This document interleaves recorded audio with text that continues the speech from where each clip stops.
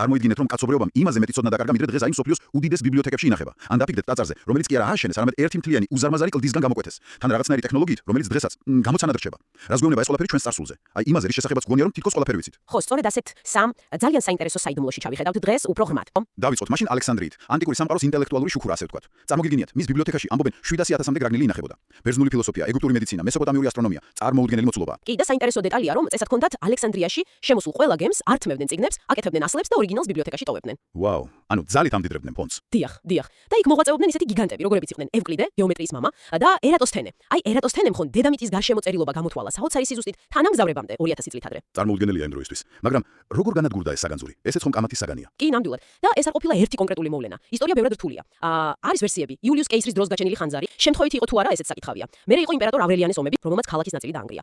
ეპისკოპოს თეოფილეს მიერ წარმართული ტაძრების ნგრევა, მათ შორის სერაპეუმი, სადაც ბიბლიოთეკის ფილიალი იყო. ანუ ნელ-ნელა ნადგურდებოდა. დიახ. და ბოლოს არის ის საკამათო გადმოცემა ხალიფა ომარის ბრძანებაზე 642 წელს, თუმცა თანამედროვე ისტორიკოსების უმეტესობა ამას ნაკლებად სარწმუნოდ მიიჩნევს. სავარაუდოდ ეს იყო თანდათანობითი პროცესი, საუკუნეების მანძილზე უყურადღებობა, ხანძრები, კონფლიქტები. ანუ ერთ დამნაშავეს ვერ დავასახელებთ, ესე იგი.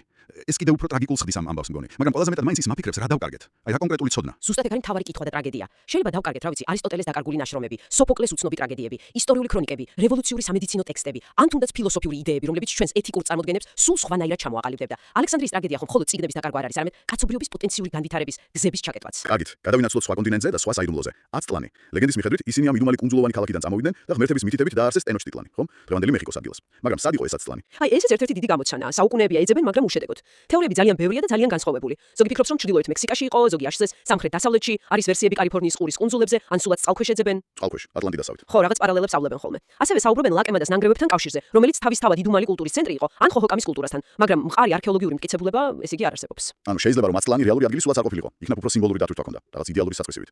ესეც აბსოლუტურად რეალური ვერსია. 10 წლანი შეიძლება იყოს კულტურული მეხსიერების ნაწილი, მითიური სამშობლო, რომელიც მათ იდენტობას აღალიბებდა.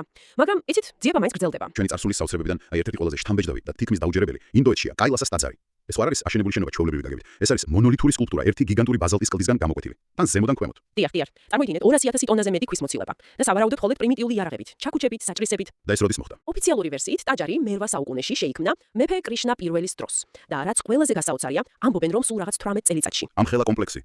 როგორ? აი ეგ არის მთავარი კითხვა. როგორ? დეტალური სამშენებლო ჩანაწერები ან ნახაზები სამწუხაროდ არ შემორჩენილა. თანამედროვე ინჟინერებიც კი მართლა თავს იმტვრევენ, როგორ შეიძლებოდა ასეთი მასშტაბის, ასეთი წარმოუდგენელი სიზუსტის სამუშაოს შესრულება ასეთ მოკლე დროში. მით უმეტეს აი ამ შებრუნებული მეთოდით, ზემოდან ქვევით ქვეთით. ეს ხომ ბევრად ართულებს ყველაფერს. კი, ბუნებრივია. ქვას ქვემოდან ზემოთ აწყობენ ხოლმე. ანუ მეინსტრიმულ მეცნიერებაში, გარდა იმისა, რომ ეს რაღაც სასწაულია, არის ალტერნატიული თეორიები? რა თქმა უნდა, არსებობს. ალტერნატიული თეორიები ვარაუდობენ, რომ ტაძარი გაცილებით ძველია, ვიდრე ოფიციალურად მიიჩნევა, ან რომ ძველ ინდოელებს ჰქონდათ რაღაც დაკარგული მოწინავე ტექნოლოგიები, რომელთა შესახებ ჩვენ დღეს არაფერი ვიცით. თუმცა მეინსტრიმული ახსნა უფრო ეყრდნობა უზარმაზარი მუშახელის წარმოუდგენელ ორგანიზებას, გენიალურ დაგეგმარებას და შესაძლოა რაღაც დაკარგულ, მაგრამ მაინც კონვენციურ კვეთის ტექნიკებს. მაგრამ იცით, აქ მთავარი შეიძლება მეთოდის სირთულე კი არა, მისი სიმბოლიზმი იყოს. რატომ მაინც და მაინც ზემოდან ქვემოთ? რატომ? შესაძლოა ეს იყო ღრმად სულიერი აქტი, ტაძრის გამოთავისუფლება და არა უბრალოდ მისი აშენება, ქვების დამატება. ოხო, ეს საინტერესო პერსპექტივა. თითქოს თავად პროცესი იყო ლოცვა ან მედიტაცია. ზუსტად. თუ ეს სიღრმისეული განხილვა თქვენთვისაც ისეთივე საინტერესო და დამაფიქრებელი იყო, როგორც ჩვენთვის, აუცილებლად მოიწონეთ ეს ჩანაწერი და გამოიწერეთ ჩვენი არხი. ეს დაგვეხმარება, რომ მეტმა ადამიანმა შეძლოს მსგავსი ამაღელვებელი და საინტერესო ისტორიების აღმოჩენა.